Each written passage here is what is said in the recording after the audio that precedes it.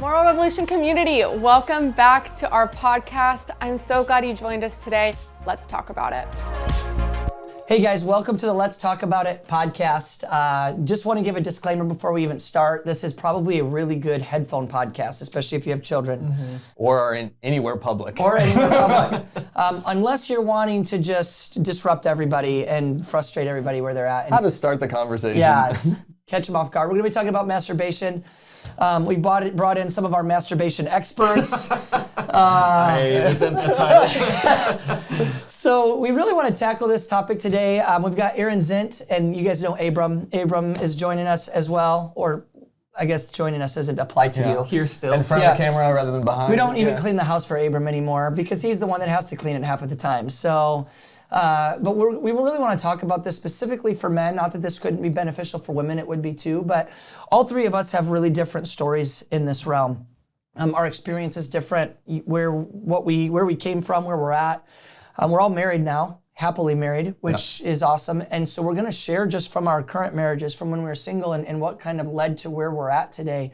I'll give a real quick brief intro and then let Aaron and Abram talk a little bit about their story as well as mine, just so that we can really want to help find answers. We want to help give clarity to some of the questions that we get in, some of the questions that you guys have around masturbation. What's okay? What's not okay? How do we experience, our sex life in the healthiest, most fulfilling way possible? I think that's the ultimate goal. For those of you that are married, we want you to experience the healthiest, most fulfilling sex life possible. For those that aren't yet, we want you to be able to build the right base and foundation for you to experience that. So we'll start with Aaron down on the end. Real briefly, Aaron had a lot of different variations of masturbation. It was a big part of his life.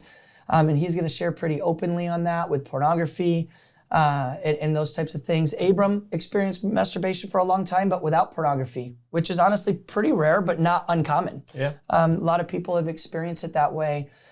For me, I've never struggled with pornography. I've never struggled with masturbation. It's never been a part of my life. And so, coming from those three different vantage points, I think gives all of us a pretty unique perspective on it that we're pretty excited to dive into for everybody and hope to bring a lot of health and wholeness for people. Yeah. So maybe Aaron, we'll start with you and then move back down this way. If you want to give any more detail, give us some insight. Who you are.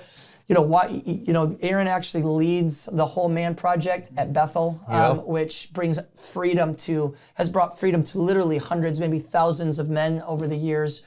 And so he doesn't just have I've got my own personal story, but he's leading others to health and wholeness, which is a reason that we've asked Aaron to join us. So love a little bit more about you. Right, yeah. So leading the Whole Man Project, I had been a part of it for probably about 10 years, or have been a part of it for 10 years, only leading in the last 5 years. But the first 5 years was a lot of digging into all the reasons why I couldn't stop looking at porn, couldn't stop masturbating, and all that stuff together. And so a lot of my look into the history of my sexuality was, it all started at a very young age. And so around what pornography I could find back pre-internet days. But then as I discovered masturbation, probably about 13 years old or so, so a lot of hypersexual activity with other kids, some abuse that I experienced from older people, all that kind of combined that when I discovered masturbation, it was kind of open up this whole new world of possibilities to an already hypersexualized mind. And so I had, by that point, attached a lot of significance, attached a lot of feeling powerful, feeling affirmed and cared for through pornography. And so when masturbation came around, there was a new level of comfort that I could realize, I can bring myself comfort in such a new way and excitement at the same time. So I can pair these things together and get this is awesome. So that was my history where that started. And it was, for the most part, the two were pretty linked together. There was a period of time when I first really started following the Lord in high school when for 2 years didn't look at any porn, I even would brag at the time, because I really liked bragging about how spiritual I was, that I was I don't even lust. Don't even do it. One thought, push it away Good because for I was you. passionate about Jesus, and I had a lot of good reasons that actually were healthy reasons why I wasn't looking at porn. Yeah. However, at that same time, like within that 2-year span, I think I probably masturbated, I don't know, 3 or 4 times within a 2-year span, which is like for me was huge. was massive. Yeah. But I still felt so much shame around those instances. And I even at the time, like, and you'll probably speak to this, but I would masturbate without thinking about anything. It was just like purely that. And so then even coming into marriage, which we'll dive into, I had advice from people on the pros of masturbation pre-marriage and what that's going to do for your marriage. And I was I'm sure they were all right. I was pretty disillusioned. So I was like, wait a second, that didn't work. So that's kind of like my history with it now, being like leading this, not because I lead this group, but because of some of the healing I found. I have not found masturbation to be helpful for the different goals that I have. Like I've moved personally out of going, is this good or bad, and more into, is this helpful or unhelpful for me? That's great. And it really depends on what your goal is. Yeah. And so for me, I have goals of having a connected, healthy marriage. I have goals of not suppressing or shoving away different painful emotion. And I found that masturbation was extremely unhelpful in allowing me to be connected to my wife, to want to pursue her, as well as take good care of my own heart. I have guys in my sphere who would say otherwise. They're like, well, my goal is that I don't look at porn, and therefore masturbation is helpful for me. So I'm like, okay, I can hear that. I can understand where that's coming from. I personally just have not found, even in my goals of not looking at porn, I've kind of shifted away to from behavior management to what do I really want that is going to bring me a ton of life.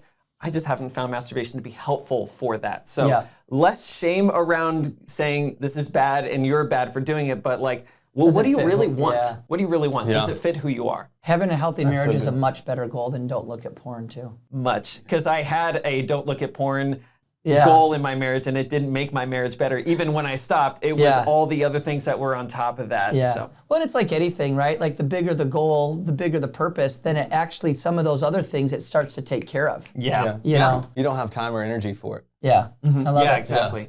Well, Abram, Now you can see why he leads the group. Now, Well, I know you knew. Now you can see. now you can see why. Cole was like, so why well is this articulated. happening? Why is he leading? All right, Abram, a little bit about you. Yeah, a little more detail. when it comes to masturbation, I actually discovered it when I was maybe 8, 9, 10, but it wasn't anything sexual. It was literally getting out of the shower and drying off too long, and I was like, that feels interesting. Oh, it feels really good to dry off. Drying off felt so good. Yeah. And then kind of just repeating that experience a few times just to go, oh, that feels really nice. And had it wasn't tied initially to anything sexual. Yeah. Until you hit like adolescence, and then suddenly like you notice women and you notice body parts and you're like, wow, I could tie, like you said, I could tie this with this. Yeah. And for me, it was less of like an absorption and like I have to express myself sexually. It was more of, I actually didn't even know this until afterwards, of feeling alone, not understood, and not feeling manly enough. So I'm like 5'8", 150 pounds soaking wet maybe. My brother is 6'1" since 6th grade and just looks like a linebacker. So I look at, he's 3 years older, so I look at him and I'm like, one day I'll catch up, and I'm almost 35 and still waiting to catch up. But at the time, you know, as a little kid, you're just like, oh, I need to be more of a man. Like, I need to be more. And that's what he looks like, And the man looks like. Yeah. And so, and you see other men around and you just see like, you know, the lumberjack, you see all those types of guy. So sometimes it was without thinking, and sometimes I just said I had a really good imagination. Like, I didn't need porn, but I could imagine these scenarios that I was fantasizing, creating a world where I got to be the man, that I got to feel enough, that I got to be this. And then ultimately afterwards you just feel like crap. You feel way worse. And all the shame sets in, and no one had ever talked about it until I got to college. And then at college everyone's like, well, just every dude does it. Every dude struggles. Yeah. And I'm like, well, that's not helpful either. And so end up, you know, in the same process, walking through some stuff, figuring out what's actually happening. Went through periods where I would masturbate a lot, and then went go through periods where it was like, oh, it could be 6 months or a year or 2 years, but then you stumble again, and I think what I was taught in that time is like, okay, you're back to day one. Right. And so you're like, one of the things that God had to call me out on at one point was he's like, you stumbled in a race. You don't start back at the beginning line. Right, yeah. Like you don't start the race all over again. That's You really stumbled, good. get back up and keep running. Yeah, that's and I great. was like, oh. So that was really helpful. But yeah, it was a process of kind of understanding the internal world so that I could stop what I didn't want to do. Because the whole time I'm like, I love Jesus. I just can't fix this thing that's inside. I didn't know that. I mean, I don't want to steal your line. I'll save your line. Take it. I'll say this is his quote. But you had said in a previous thing that porn is not the problem. Mm-hmm. Porn is the solution. Right. It's just a really bad solution. And I think that's He got really, that line from me anyway. Oh yeah, okay. So Yeah, and Cole got it from Ken. and I got it from Ken. from Ken already Michael got it Scott, from, yeah, from exactly. Wayne Gretzky, yeah. But yeah, I never really understood what the problem was until afterwards. And then Yeah. went, oh man, I actually feel all these things and had no idea how to address them and how to have needs and how to care for myself. Yeah, That's good. it's awesome. My story, for those that haven't heard it, I feel like it's all over MR's content, but we'll assume there's people watching that don't watch all of our other stuff. And it does, I think the cool part about my story is it does prove what we're all trying to say anyways. You know, I found porn when I was a kid, but had this internal, I think it was the Holy Spirit that said, you don't look at this. You know, I found magazines a bunch of times as a kid before I was, 7, 8, 9, 10 years old, which is the same as so many. Yeah. I mean, it's Common story. common story. The difference was the Holy Spirit, my mom's prayers. I don't know. I always had this conviction of don't look at this. And so I would run away, leave the room, leave the great. scenario. I didn't actually know what masturbation was till I was 16. It was 10th grade.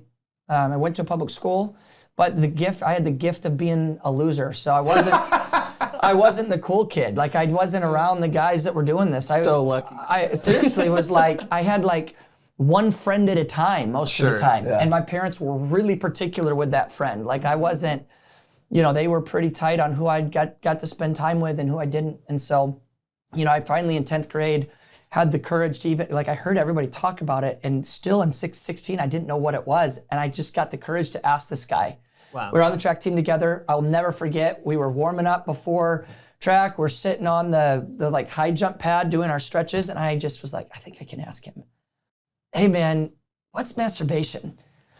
He then told everybody that I didn't know, told the entire sorry, school. bro. I had girls asking me you don't know what masturbation is? Are you kidding me? Like it almost became my claim to fame in high school, that I was the guy that didn't That was your masturbate. senior superlative. Yeah, exactly.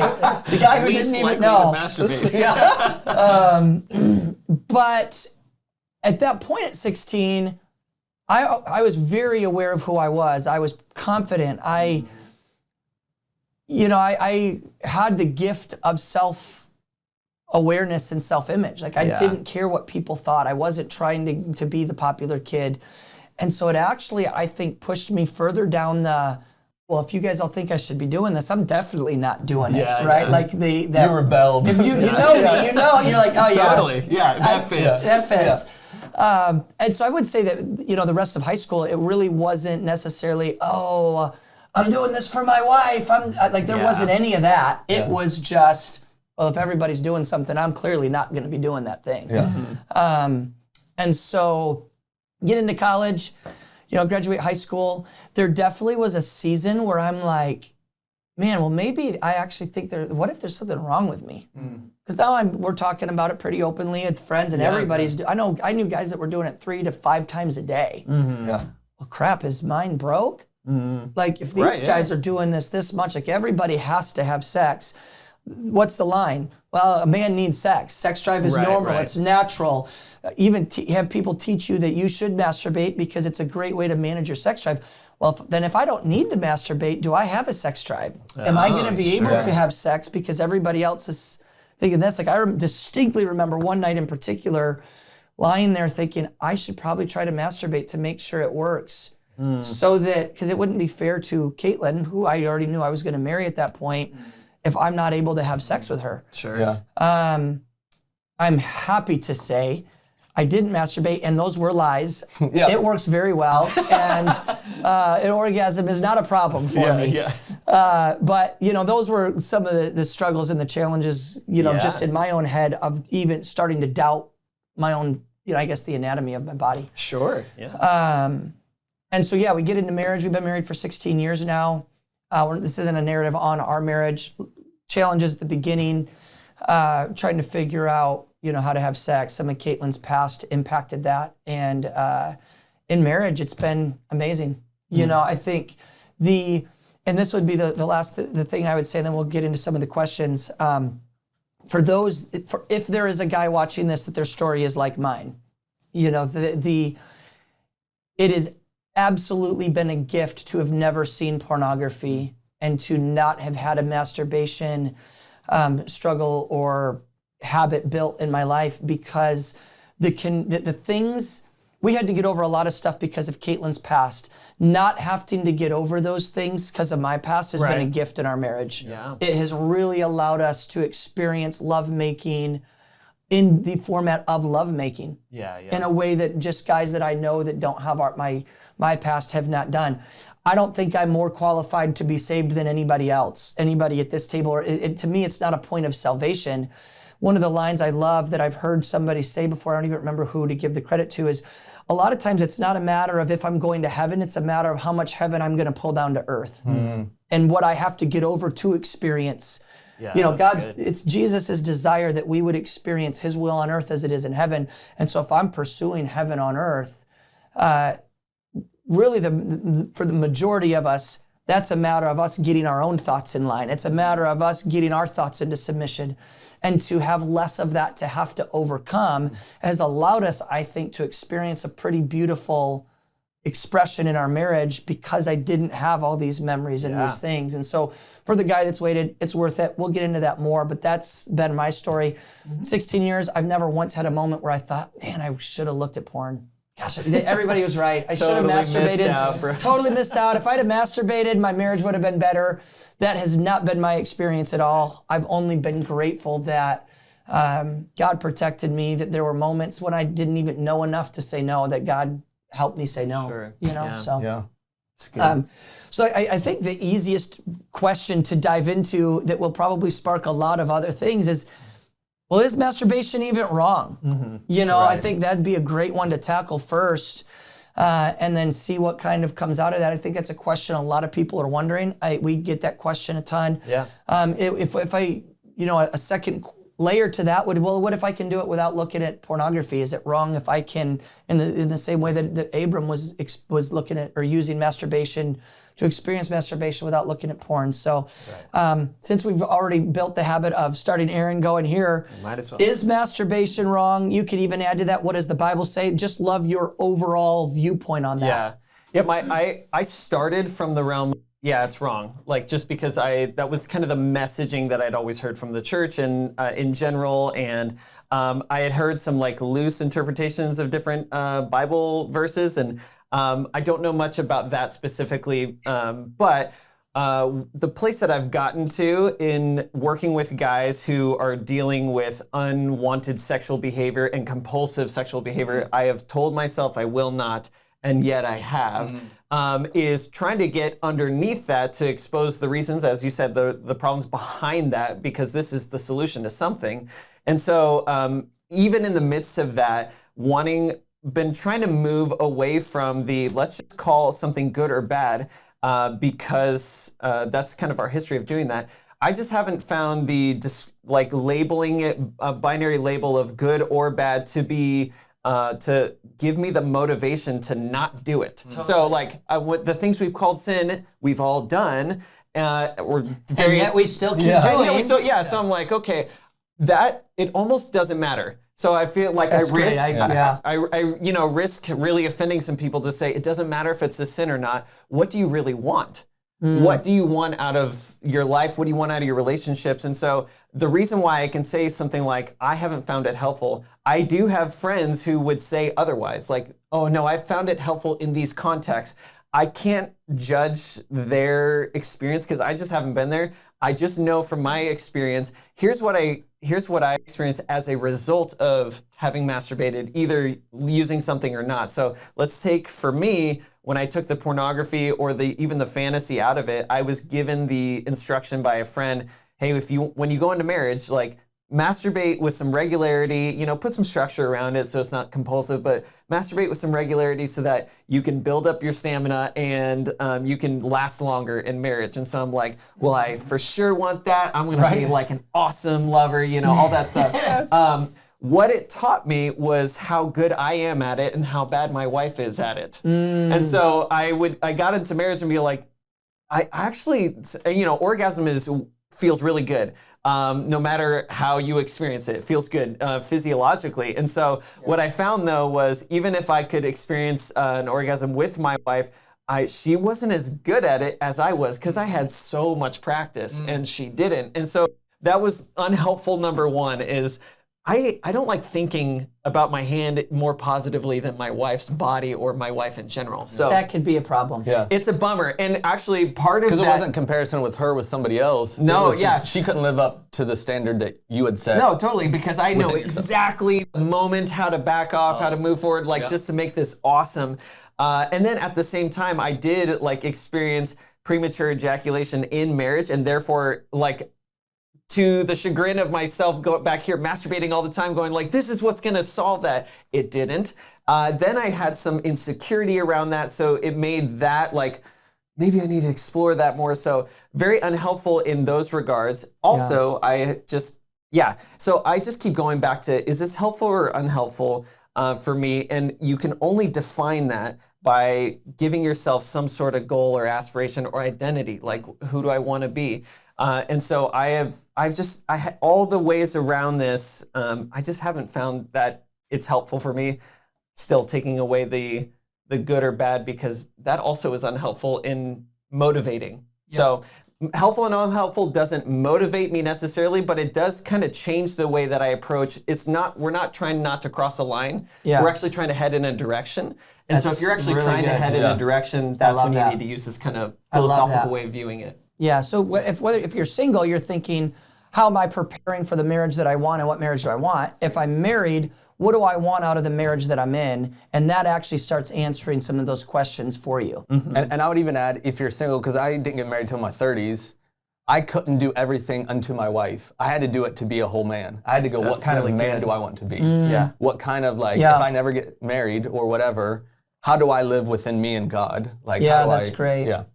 Yeah. So what's your thought? What's your answer on this, Abram? I think I don't like to answer yes or no as well. But I'm my question is well, why do you want to do it? What's underneath it? What's the goal out of masturbating? Right. Most for me, and then for a lot of the guys that I talk to, it's some form of pain management. Mm-hmm. It's you don't want to feel isolated because the orgasm is great. You get all the chemicals that make you feel connected. It makes you feel this way. There are some studies actually that have come out that the semen when you masturbate versus the semen when you have intercourse is actually chemically different. There's different things that come out of there. And some of the health benefits that we once attributed just to the orgasm are not actually given inside of just masturbation. When you masturbate. But the question to me is okay, so what do you do? What's the goal? Why are you trying to do it? Because if your goal is pain management, if your goal is comfort, if your goal are some these people things, are I just can't fall asleep without it. That's my version of melatonin or something like that. Yeah. Yeah. So that's why I start there and go, okay, so why do you want that? And then is that the healthiest version of it? Is that what you want to do? Is that the kind of man that you want to be? Is that what you want to bring into your marriage? And similarly, I've just found most of those things going, man, I'd rather not. All of those things make me feel more isolated and more apart from anybody. Sure. Yeah. You feel worse afterwards, so it's not good for pain management. You feel more isolated, more insecure, more away from everybody. And your sex drive, here's the thing that I've, which maybe is jumping ahead, or is not the right point, but some guys, you're well, I'm just horny. Right? Yeah. That's their answer. It's I'm just 20. I get that. I was married in my 30s. There's times you're just freaking, you're dear Lord, why? But I think I've found that there's actually it builds something inside. Whenever I'm super horny, or whenever I have this desire, even if it has nothing to do with lust, it has nothing to do with pain management, any of this stuff, I found for me that it builds like an internal like man muscle inside. That's like, a good way. like you get some form of like ownership of your masculinity. You go, no, I actually can handle my desires. Like it's the same, like I love Oreos, like I could eat sleeves and sometimes do, but it's the same way you're like, no, I'm actually gonna say no so that I control my desires don't control me. And that if I do get married, when I am married now, I know how to steward and manage my sex drive because I'm horny, my wife's not here, or I'm horny, my wife just had a baby. Like I have this ability to go, no, I know how to steward something powerful, and it feels like there's a glory on it, not necessarily maybe like a Holy Spirit glory, but more like a gladiator glory, like just there's resilience in it. Yeah. Something that kind of like, oh, I feel better about myself more as a man because I'm not giving into desires. Yeah, that's great. I think too, when I kind of applying what both of you said, I think one of the things to even where you started there, Aaron, is like, what is your goal? I think that for those of you that are married, I think that's one of the contexts. I want to speak to it specifically for marriages, because there are people that have like, oh, well, is it okay for me to do it? What if I'm looking at pictures of my wife or thinking of her? I would say that you would have a hard time finding a Bible verse that could tell you it's a sin if you're thinking of your wife, or if you're able to do it without porn. I think we would probably all agree porn is the sin. If you were to break it down to that, because it's lust and you're not to look at a woman lustfully. If you could do it without lust, I think that is a question we get quite a bit. It's like a nuance to this conversation. Yeah. Right. I would encourage people to just consider, what's the purpose of sex for humans? Like that's a question I think that we don't necessarily ask as much as we should ask, because it's a very different experience for humans than it is for every other species. No other species experiences sex for enjoyment the way humans the way humans do. The possible exception is dolphins. Dolphins are the only other species that experience sex outside of when the female is fertile. Every other species, it's just when they're fertile. Wow, I didn't know that. Tells us, isn't that crazy? Yeah, it is. It tells us, though, that the Lord gives it to us for a different purpose than just procreation. So then I got to ask, well, what's that purpose? Well, we now know through science, we know through scripture, the purpose of lovemaking is bonding, is connection, is to cause me to illogically bond to Caitlin in a way I haven't bonded to any other person. Right. Why would I leave my father and mother and cleave to my wife when my father and mother provided security? They provided safety. They paid for everything for me. They were paying for my cell phone when I left and I moved home. They were paying for my car insurance. If it hit the fan, I could move home to my old bedroom. The moment I got married and moved into my little crappy apartment in Sacramento, California with not enough money to even pay my bills, I immediately gave up all of that my parents provided. Right. I left my father and mother and I chose to illogically cleave to Caitlin. Why? Well, because lovemaking, sex is that bonding process. It creates that. Well, if I start to minimize that bonding to chasing an orgasm, I've now stripped my marriage of the ability to do it. And we have, the study after study is beginning to point to that. It's actually stripping down that bond that happens because we're able to get an easier orgasm with less commitment, less effort, less of all of that stuff. There's no vulnerability there. You don't have to risk. I have experienced the desire to have sex with my wife or just being horny in marriage and then going like, oh, I kind of know how this plays out. I'll bring it up. I might feel rejected if she isn't excited or she says no. Gosh, masturbation would just like kind of take care of that. Then I'll just be around and then I stop pursuing my wife actually on that level. Yeah. And people see that personally in their marriages, but we also are starting to get data that points to that. That it actually takes away your desire for the in-person human connection. Right. And so I would, when people ask me this question, the thing I just encourage them to consider is, well, you have to ask yourself, have I belittled my sex drive to chasing an orgasm if you're in marriage? Or am I still trying to pursue lovemaking with my spouse? Because the answer to that determines a lot of how you experience that. One of the interesting things... Can I even note, lovemaking doesn't have to be sexual. I mean, I know lovemaking said. I prefer it to be, but yeah. Right. But I mean, like, it's the pursuit though. It's working Yeah. on yourself. It's figuring out the issues. And when your sex drive is high and you're not taking care of yourself on the side, it makes you work through all that stuff to pursue, to wash the dishes. And that's the exact thing. Yeah. Yeah, I've washed many dishes with the next hour in mind. So it does help. Yeah. But to speak to that, Abram, that's one of the things that I don't know that all of us realize. So the book Atomic Habits actually talks about the dopamine release that takes place. And there's as much dopamine released in the anticipation of something you're excited about as actually experiencing it. Right, yeah. And that's why we get to the point where like, okay, so let's use a scenario. Your wife's on a trip. You're on a trip. You're separate for a few days or a week. Oh my gosh, I've got to masturbate to get through the week. Okay, I can understand the thinking there. Yeah. But the dopamine release of the excitement of your wife's return or of your return from the trip, if you've chose to wait, which I have, the trip gets done, that night is like, it's almost like it's better sex than when she left. 100%. Like we're feeling connected. It is like fireworks. Like I didn't even remember fireworks being, as long as I haven't shortchanged myself and circumvented that process. The line, absence makes the heart grow fonder. Allow yourself to experience that absence so that you can, and then when you get back together after those 3, 4 nights, 7 days, whatever the reason is, not only did I experience a better experience of lovemaking, I just got to supercharge my rebond to my wife. Because she just gave me something I didn't give myself 2 nights ago. She just gave me something I didn't give myself last night.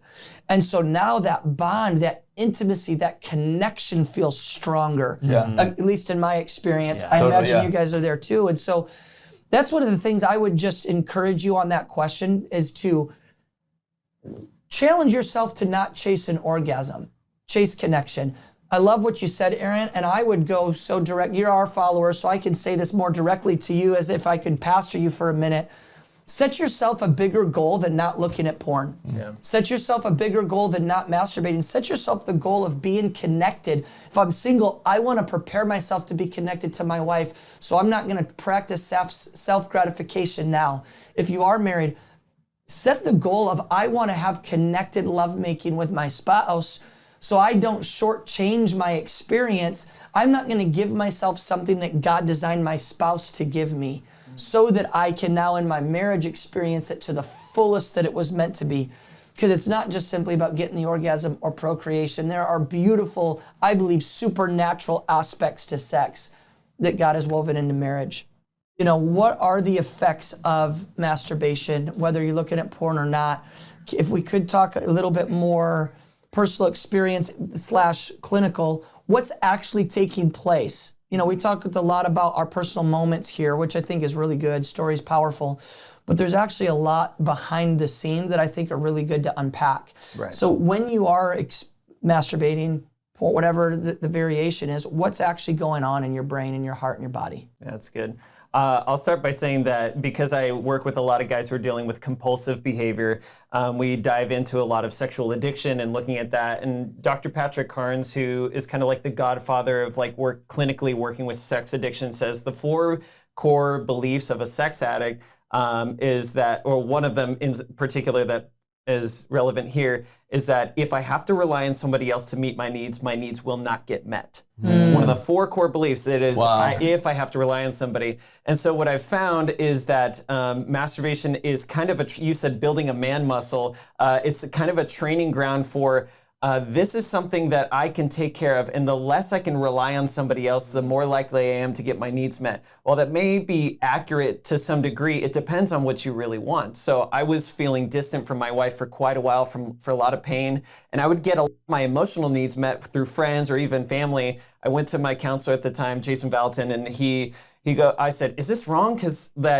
she's just bad at listening. That's what I thought. So is it okay for me to get my needs met elsewhere? He's like, yeah, as long as you don't want to be close to your wife, that's totally fine. And I was like, crap. So this is also true when it comes to masturbation, though, is what do I want? You're back to that. And so I realized that the more I trained myself to to say, yes, I'm the one who meets my needs. And actually, it's just way more risky, scary. There's way more vulnerability in pursuing my needs with somebody else. Yeah. But this is what I want so bad and desire so much, is to be able to hand my needs to my wife, and even when she fails me, to come back and give her the chance. So that was another thing he said. I was like, but it hurts so bad when I deliver this need and it doesn't get met. And he goes, how much practice are you actually giving her though? Because she needs practice. And so in reality, bringing that back to how much practice am I giving my wife a chance to actually meet my needs, whether that is physiologically I feel horny right now, or for some reason I feel horny and it's actually attached to a lot of other emotional needs back here, but I want to be in the practice of bringing that to my wife, and I don't get that otherwise. Yeah, that's really good. So Yeah. singlehood built that kind of muscle, if you will. Yeah, that's awesome. That's great. Because of the nature and the way that we're made and the way our DNA as humans is created, it's very, very different than animals in the sense that we don't have very many instinctive behaviors. Most of our behaviors are learned. That's why it takes babies so long to be productive. That's why it takes children so long to be productive. I mean, my 12-year-old's barely productive. He's barely a productive member of society, and he's 12 years old. You look at animals and they very quickly, I mean, we have a dog that we're looking at doing a litter with. By year 2, she's ready to do a litter and we'll be able to sell the dogs. Like, she's already contributing, right? Like, you can, for dog sledding dogs, by the age of 3, they're starting to work them into being a dog sledding dog. And there's training going on that whole time. We're training dogs early, and the amount of time it takes to train a human is significant. Why? Because we don't have a lot of things that are instinctive. We have most things that are learned, and because of that, what our brain is always doing, our brain is trying to create the most efficient way possible to accomplish what we believe we need to do. And the best way to do that is to have an instinctive behavior. Instinctive behaviors are awesome for a species because it allows a species to do it without having to have conscious thought or It's way more efficient. Way more efficient than having to dedicate conscious thought to that activity. So what our brain is actively doing on a daily basis is it's looking for repeated behaviors to make what we would use the word of second nature. Yeah. That would be our version of instinct. We have repeated it enough where I can now put it into the subconscious part of my brain and I can do it without really thinking. Yeah. The way I brush my teeth in the morning. When you brush your teeth, you don't really think about it. You may have built a bad habit and you never brush the top left side of your mouth. You don't know that you've built that habit that way. Right. You just have brushed your teeth the same way that you have now for years. You could be completely neglecting certain 4 teeth in your mouth and don't even know that you're neglecting them. Yeah. Why? Because your brain is constantly looking for that. So the danger, just when you look at it psychologically, the way, or even you could use it biologically, the way our brain works, is if I have spent 15 years experience in orgasm through the form of masturbation, my brain was actively looking to galvanize that habit, and now I think orgasm is experienced that way. Right. That's why your wife wasn't able to satisfy you, because you had built this pretty significant dependency, this pretty significant habit on, I need this to experience an orgasm. And so your brain did that. Yeah. Your brain literally actually galvanized around, this is the best way to get to an orgasm. It's the most efficient. Right. This became my second nature approach to it. Yeah. So now you get into marriage and you're like, well, wait a sec, this is totally different than that.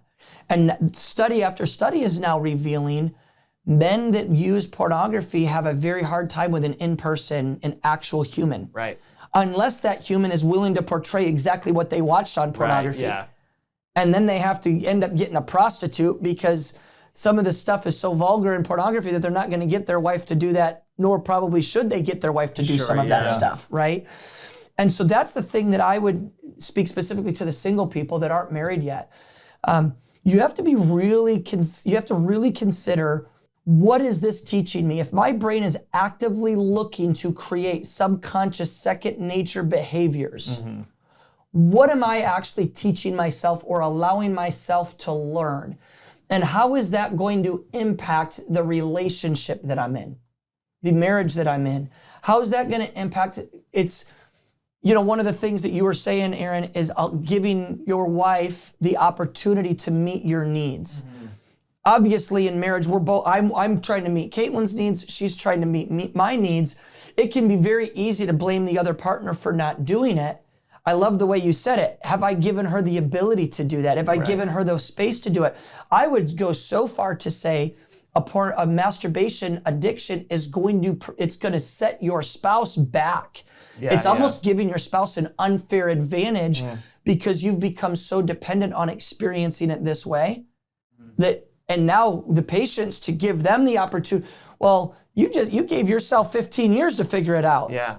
She's expected to know by hour number 4 on the wedding night. Yeah. The amount of disappointment that happens in that moment when you're like, what? I thought this was supposed to be better than masturbation. Why can't she figure it out in 4 hours? Right. Well, you took 15 years to practice. Yeah. And not only did you practice, but your subconscious then took those moments, it galvanized them into what our version of an instinctive behavior is, and it almost became instinct. Yeah. It became a human's version of instinctive. Yeah. And so now after 15 years, you know what you need. Well, shoot, that's why a lot of marriages spend the first years of their marriage really frustrated sexually, because they practiced for 10 to 15 years on experiencing sex. We expected our wife to know by the end of the wedding night, if not by the end of the honeymoon. Right. And if not by the end of the honeymoon, I'm not sure this is going to work out. Yeah. Not that it goes that extreme, but that's the challenge that a lot of people go through. And so, the science part, because of my past, I have dove into the science a ton because I've tried to understand, okay, why was I not horny leading up to marriage? And now I would love to have sex as many times a week as possible with my wife. The science helps me understand, and I have the gift of being able to look at it pretty objectively because I didn't have all those that drive and emotions attached to it. And I realized, oh, wow, it is true. It's actually circumventing connection. It's robbing your ability to do it. And more than that, we've conditioned ourselves to chase an orgasm, not to chase love. Yeah. And so I think that's at the core of that for the singles, for whoever it is. And you're causing your wife to perform every time sexually. Oh, Abram, that is so good. Like she can't even show up just as her because she has to do the right things for you rather than you guys exploring together and figuring out. You're going, well, I need you to do this a little different. Can you look a little different? Or can you, whether I'm comparing it to somebody else I've seen or my own experience. Abram, that's so good. Challenge every man to not make sex about you getting off. Yeah. Man, because that's really, even in the Christian church, that's what sex has become about. I've heard teaching in the Christian church. Wives, he provides safety, he provides provision, so your job is to give him sex. And it becomes all about the man's orgasm and all about the man's moment. And you can masturbate using your wife's vagina, in which there's zero connection. This is all for me. And you're still here, thanks. I appreciate you showing up. And back to the very first thing you said, there's much bigger visions to have. Yeah. And there's a much bigger vision for sex in my marriage than me getting to masturbate in my wife's vagina, but to actually experience her having total fulfillment. Right. Me having total fulfillment. On the awesome nights, we experience total fulfillment at the same exact time, and you're like, what just happened? Holy smokes! Not that it happens every time that way, but man, that's, at least for us, that's awesome. Right? And that is the beautiful picture. I think, almost to wrap it up here and give each of you guys a chance to jump in. Yeah, let me say this thing, this last thing. To have the dream and the vision of both of you having total fulfillment. Man, that's a much better vision for sex in your marriage than me having to get my needs met. Yeah. I want to set the vision of sex is about my wife and I experiencing total fulfillment together. I want to bond to her as much as possible because you know what? I want to be married to her when I'm 75 and I want to love that marriage that I'm in. Yeah.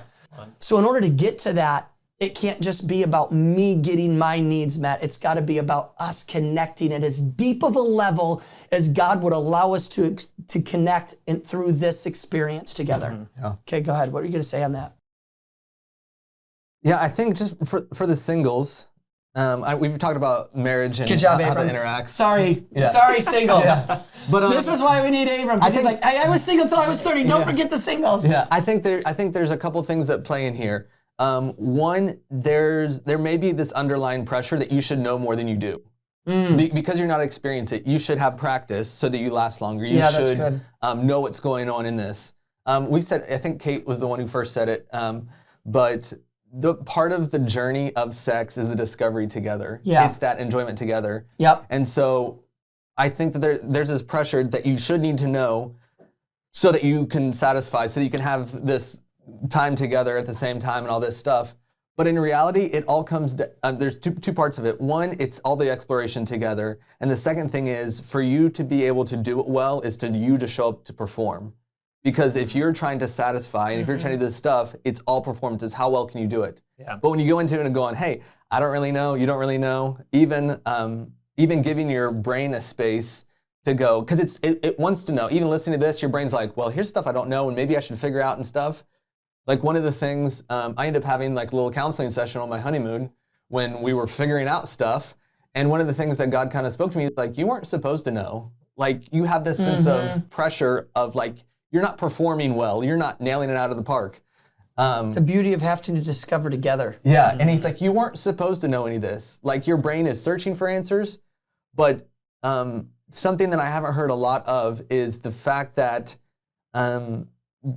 your sex drive, you can put your sex drive to sleep. God can put your sex drive back to sleep. Like even if it's been awoken. That's what the thing about masturbation is, it kind of keeps the engine running in the background the whole time, and you're just not being kind to yourself. Because it kind of just keeps it like, well, how about? And it's not something that you can do, but it's something I believe God can do, and he did for me, because I masturbated for years and then didn't for years. Was this, in Song of Solomon it says, don't awaken love until it's time. But if something can be awoken, it can also be put back to sleep. Like ask God to go, hey, I'm not in the season right now to have this. Teach me what I'm looking for. Teach me my goals. Teach me the vision. And then help put this part of me back to sleep until it's time. Because if you continue to masturbate, like I said, it just keeps the engine running in the background where you're it's awesome. urging all the time. My final thoughts would be, don't let this be a shame thing. Yeah. That's pretty unhelpful as well.